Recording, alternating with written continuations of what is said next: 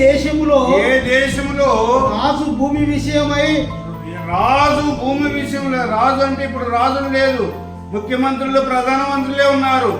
ఈ ముఖ్యమంత్రులు ప్రధానమంత్రులు రాజు చదవండి.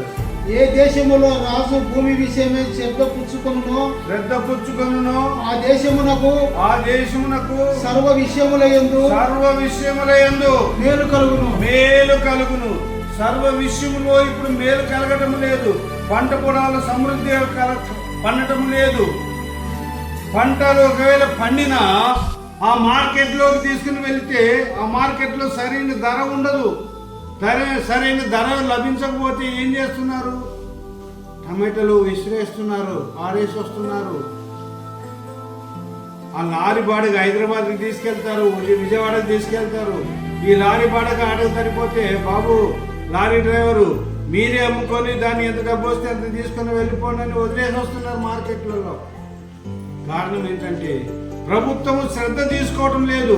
రైతులు పండిస్తున్నారు కష్టపడి, రాత్రింబాలు వర్షము తడిసి ఎండకు ఎండి చలికి వణికిపోయి విస్తారంగా పంటలు పండిస్తున్నారు.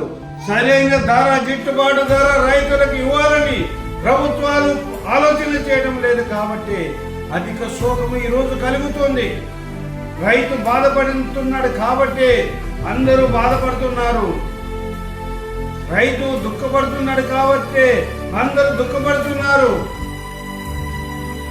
సరైన తిండి గింజలన్నీ ధరలు పెరిగిపోతున్నాయి. తిండి గింజల ధరలు పెరిగిపోతున్నాయి, విస్తారంగా పెరిగిపోతున్నాయి.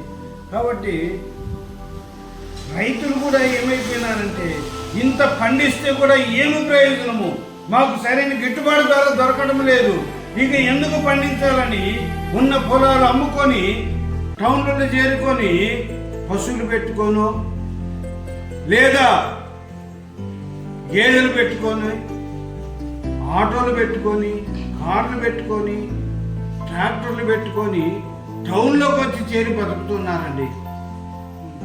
టౌన్లోకి వచ్చి చేరి బతుకుతున్నారు.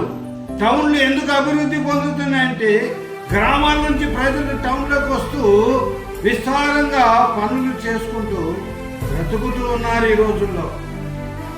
అందుకని ప్రతి ప్రభుత్వము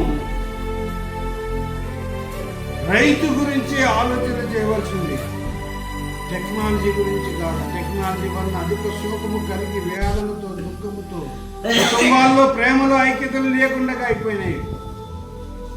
ప్రతి ప్రభుత్వము రైతు కూడా శ్రద్ధ కలిగి పంట పొలాలు పండించినప్పుడు రైతు బాగుంటాడు, పంట పొలాలు బాగుంటాయి, అధిక దిగుబడి వస్తుంది, దేవుడు సమృద్ధిగా దీవిస్తాడు.